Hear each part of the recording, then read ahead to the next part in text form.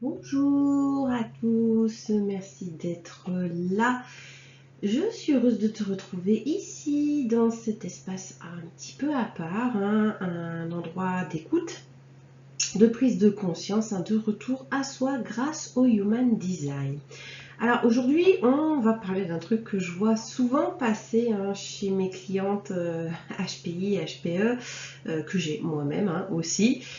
Et honnêtement, ouais, je l'ai moi-même confondu pendant des années et ça m'arrive encore, à savoir la différence entre ton intuition et ton ou tes traumas déguisés. Parce que quand tu fonctionnes à fond, à 3000 à l'heure, vite, fort, en profondeur, tu peux avoir l'impression que tout vient de ton intuition.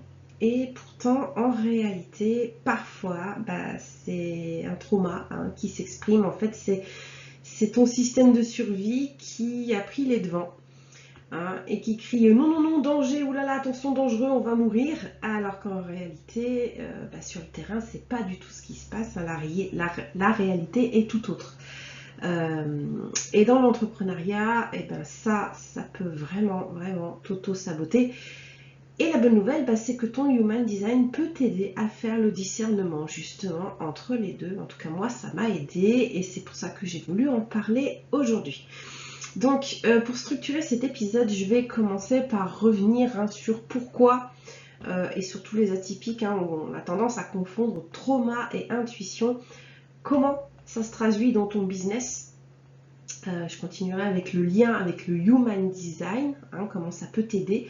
Et je terminerai par comment faire la différence concrètement et pourquoi ça bloque ton expansion.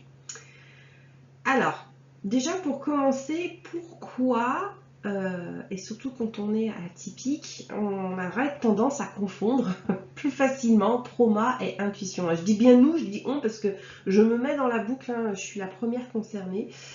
Le truc c'est que quand t'es haute sensitive, HPI, HPE, t'es HPI, femme sigma, homme sigma aussi, ton cerveau va à 3000 à l'heure, c'est super rapide, t'es conçu comme ça, il n'y a rien d'anormal, t'es conçu comme ça, donc t'analyses super vite, tu ressens tout, tu sens tout, tu captes 10, 15, 20 signaux en même temps. Et du coup, quand tu as un ressenti qui arrive, déjà il est puissance 15, et tu lui donnes du coup énormément d'importance, parce que justement il est puissance 15. Donc tu te dis c'est important. Sauf que le trauma, lui, quand il y en a, il a un timing instantané. Le mode survie, qui est déclenché par le trauma, il a un timing instantané justement. Il réagit vite, fort, avant même que tu réfléchisses. Parce qu'il est dans l'urgence. On est en mode survie, faut pas oublier. Donc c'est le mode urgence. Et note bien ça, le trauma, il est dans l'urgence. C'est le mode survie, donc il y a vraiment cette notion d'urgence. Alors que l'intuition, elle a un rythme beaucoup plus doux. Oui, une intuition, ça peut être un flash éclair, mais c'est pas une urgence. C'est subtil, la différence entre les deux, mais voilà, c'est plus doux. Elle émerge, elle s'ouvre, elle t'invite. Tu vois, tu vas sentir la différence en fait. Elle n'hurle pas, elle ne panique pas. C'est pas de la panique normalement, l'intuition. Elle coule de source. C'est quelque chose qui est naturel, qui est évident. C'est une évidence. Voilà. C'est dans la continuité des choses. C'est quelque chose de naturel pour toi. Donc c'est deux états vraiment complètement opposés en fait, quand on y réfléchit bien. Mais comme nous, les atypiques, souvent on vit à 200 à l'heure, on a un niveau de vigilance très haut, on parle d'hypervigilance, on est beaucoup à être concernés par cet état-là, d'hypervigilance, et du coup la confusion est ultra fréquente. Voilà. Alors comment ça se traduit dans ton business? Alors là, c'est le point sensible. Je vais te décrire quelques situations que j'ai vu passer, que j'ai pu vivre moi aussi, et que je vois passer dans ma clientèle. Tu vas me dire si ça te parle ou pas. Premier cas, tu changes d'offre trop vite. C'est-à-dire que limite, tu laisses pas le temps à ton offre de fonctionner en fait, hein, de marcher. Voilà. Tu lances un truc, 2 jours plus tard, ton corps dit ah non, non, non, ça marche pas, ça va pas comme je veux, non, non, ça démarre pas, et paf, t'abandonnes. Tu crois que c'est ton intuition. En fait, c'est juste la peur de te tromper, hein, qui t'a doublé au sprint. Hein. Là, c'est tous les money-blocs du mental, hein, de l'intellect et de la couronne qui sont peut-être activés à ce moment-là, tu vois. Moi, c'était un money-bloc de mon intellect à ce moment-là. Hein. La porte 17, notamment. Donc voilà, c'est pas de l'intuition à ce moment-là. Autre cas que je vois aussi, tu t'exposes pas comme tu veux. T'as envie de parler, t'as envie de faire des vidéos, t'as envie d'oser des trucs, tu le sens, hein, au fond de toi, ça bouillonne, hein, t'as envie, mais au moment de le faire, ben, t'as un énorme stress en fait qui monte et tu te dis, oh là non, là, c'est pas le bon timing, mon intuition me dit que c'est pas le bon timing, c'est pas le bon moment. Sauf que non, c'est pas forcément de l'intuition. Là, il y a de grandes chances que ce soit ton système nerveux, hein, qui se souvient d'un moment où s'exprimer, ça a été dangereux pour toi. Souvent, ça remonte à l'enfance. Moi, dans mon cas, ça remonte à l'enfance. Hein. J'étais différente, donc à l'école, voilà, j'ai eu pas mal de moqueries. En plus, j'avais le malheur d'être grosse. Donc, voilà, j'avais de la moquerie, j'avais du rejet. J'étais celle qu'on voulait pas prendre dans son équipe. Donc, bref, j'étais celle qui s'est rendue invisible, en fait, pour pas qu'on l'emmerde. Donc, et ça ressort. Hein, ça ressort au moment de t'exprimer, en fait, dans ton business. Voilà.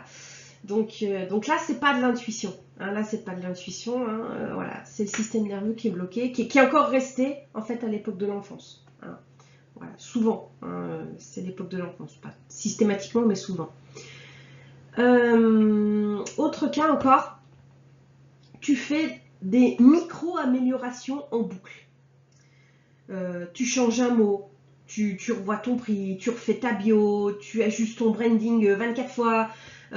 Tu changes un mot, une virgule, une image dans ta page de vente 36 000 fois et tu appelles ça réalignement. Mais non, souvent, là encore, il y a un trauma d'anxiété derrière, une anxiété face à l'attente, en fait, face au vide, face au non-repos. Tu as fait ton taf et il y a toujours des phases d'attente, où il ne se passe pas grand-chose. Et là, tu stresses. Et c'est ça, en fait, qui te fait faire ça. Bref, tu supportes pas de rien faire, en fait. Et ça, c'est pas de l'intuition. Là-dessus, c'est pas de l'intuition. Encore une fois, moi, je l'ai eu aussi celui-là.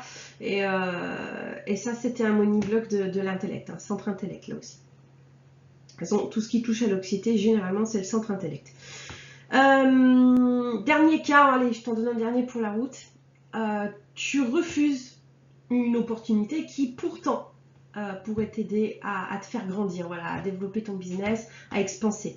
Tu crois être aligné, tu crois que c'est ton intuition, encore une fois, qui te donne un bon timing. En vrai, il y a de grandes chances que tu te retires parce que le fait d'être vu, le fait d'être exposé et reconnu en étant en sécurité, ça ne joue pas dans ta tête, tu vois. Être vu, être reconnu, être exposé, non, c'est pas égal à sécurité, généralement. Là-dessus, moi, je suis concernée aussi. Et encore une fois, l'enfance, hein, qui revient. Parce que, souvent, tu as eu des expériences où, quand tu as été vu, tu n'as pas été reconnu. Au contraire, tu as été rejeté, tu as pu être humilié, tu as pu... voilà. Et ça ressort encore une fois. Et c'est tout sauf de la sécurité. Donc, c'est bien, voilà, c'est bien une alerte sécurité et c'est bien traumatique et non pas intuitif. Et il y en a plein d'autres, hein, comme ça. Hein. Il y en a plein d'autres. Je ne vais pas toutes te les faire là aujourd'hui, mais voilà. Il y en a plein comme ça où on croit que c'est l'intuition et en fait, non. C'est pas l'intuition derrière. Au passage, ça c'est exactement ce qu'on fait ensemble, hein, dans mon analyse Human Design personnalisée. Hein. Tu retrouves le lien en dessous de l'épisode si tu sens l'appel par rapport à ça. Alors, oui. Parce que, en effet, le Human Design, là-dessus, ça peut t'aider à les identifier, justement, et à faire le distinguo entre les deux. En tout cas, moi, ça m'a énormément aidé. Et ça aide aussi beaucoup mes clientes en analyse, hein, quand je leur mets voilà, le schéma, hein, en fait, sous le nez. Alors, quel est le lien, justement, avec le Human Design? Le Human Design, il va t'aider ici à sentir ton autorité intérieure, puisqu'il s'agit de l'autorité intérieure, et donc à distinguer ce qui vient de ton essence, hein, donc effectivement ton intuition, ton instinct, voilà, de ce qui vient de tes protections. Et derrière les protections, on va retrouver trauma, conditionnement, etc. Hein? Donc, la première chose à respecter, tu l'auras compris, c'est ton autorité. Moi, c'est pas aussi simple que ça. Hein. Il y a énormément de personnes, moi, que j'ai en séance qui ont du mal à respecter leur autorité. Hein. Pourtant, ça fait partie des bases. Mais c'est pas forcément quelque chose de facile hein, à faire, hein, respecter son autorité. J'ai mis du temps, moi, à respecter la mienne. Je suis autorité émotionnelle, hein, pour le coup. Donc, d'ailleurs, je vais te donner quelques exemples, justement, de ce que ça fait quand justement tu ne respectes pas ton autorité. Je commence par l'autorité émotionnelle, du coup je suis dans ce cas-là. Tu crois, quand tu as une autorité émotionnelle, tu crois sentir une vérité. Voilà. Dans le moment présent. Hein, parce que c'est rapide, hein, faut pas oublier qu'on est dans un état d'urgence. Donc c'est là, c'est à l'instant T, hein, c'est dans le moment présent. Alors qu'en vrai, bah, tu es juste en vague émotionnelle.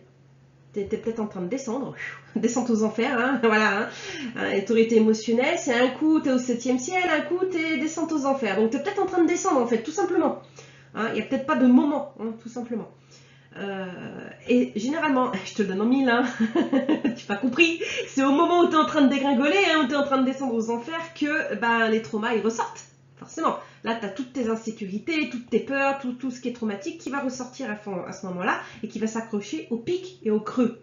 Hein. Donc là, on va descendre dans un creux et bing, il y a un trauma qui va ressortir. Attention, hein, c'est pas parce que tu es en train de monter dans l'effet waouh, 7e ciel qu'il n'y a pas de trauma. Au contraire, il va y avoir peut-être certains traumas qui peuvent être justement associés à l'effet waouh. Hein. Donc voilà, les deux extrêmes ne sont pas bons pour l'autorité émotionnelle. L'autorité émotionnelle, elle attend l'accalmie. Hein, il n'y a que là qu'elle a une vérité, en fait. Sauf que, ben voilà, à chaud, toi tu crois que c'est un signal et tu réagis. Alors que non, l'intuition à chaud, hein, pour l'autorité émotionnelle, c'est zéro signal en fait. Hein. Il n'y a pas de vérité dans le moment présent pour l'autorité émotionnelle. Hein. La nuit porte conseil. Et plus il y a un gros truc à digérer, plus tu laisses passer des nuits en fait.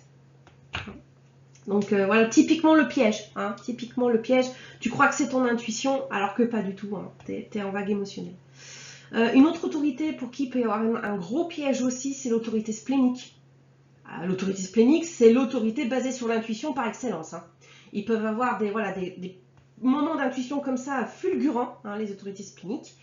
Et justement, bah là, c'est un gros piège. Hein, c'est un gros piège. Souvent, les personnes spléniques, elles confondent 9 fois sur 10 hein, l'alarme traumatique avec leur intuition. La vraie intuition splénique, je répète, c'est doux, c'est subtil, c'est calme. Oui, ça peut être fulgurant, c'est dans l'instant présent aussi, mais c'est pas de la panique, c'est pas quelque chose d'urgent, c'est pas le mode survie, quoi. Au contraire, hein, c'est naturel, c'est doux, c'est calme. C'est serein, hein, c'est une évidence. Voilà. Le trauma splénique, lui, c'est un mégaphone qui hurle dans l'urgence.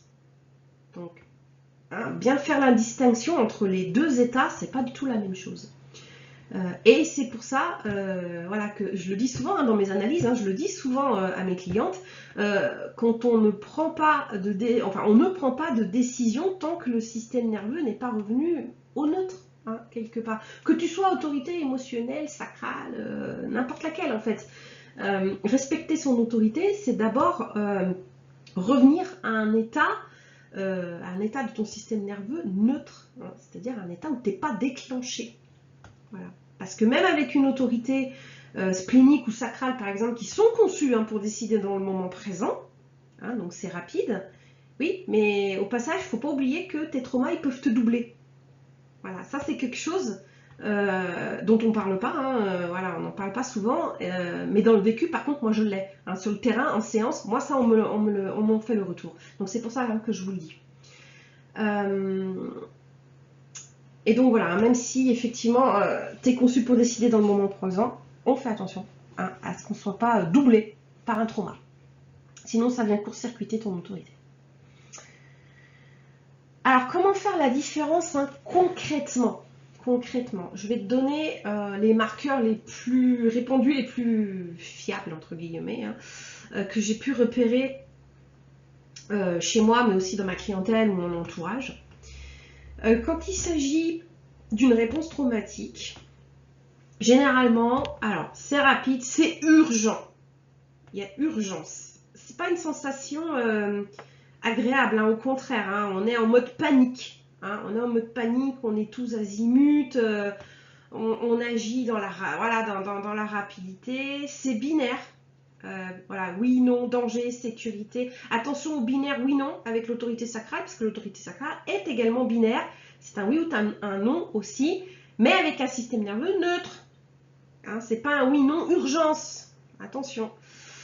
Tu peux être crispé, tu peux être contracté, ça peut être bruyant. Hein, voilà. Toi, tu peux faire du bruit où il y a peut-être du bruit autour de toi.